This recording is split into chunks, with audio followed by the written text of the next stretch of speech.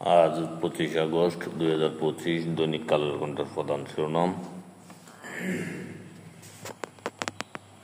বাড়ছে সংকট, কমছে সহযোগিতা, রোহিঙ্গা প্রত্যাবাসন, রোহিঙ্গার 8 বছর, বসুন্ধরা কিংসের বিরুদ্ধে অযৌক্তিক সমালোচনা,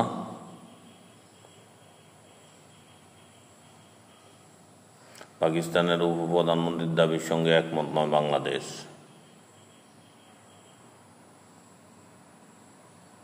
বুঝতে পারি না পাকিস্তান আমাদেরকে কি গণতন্ত্র শেখাবে, মাসুদ কামাল। রমরমা মাদক কারবার, তারুণ্যের মহাসর্বনাশ।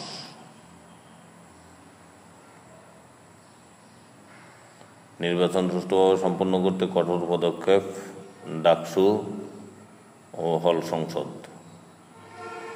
পাকিস্তানকে আনুষ্ঠানিকভাবে ক্ষমা চাইতে বলল বাংলাদেশ পররাষ্ট্র মন্ত্রণালয়।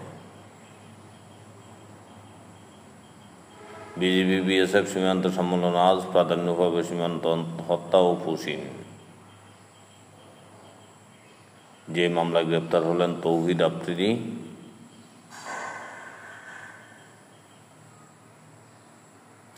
রুমিন ফারহানার উপর হামলার প্রতিবাদে বিক্ষোভ, সড়ক অবরোধ।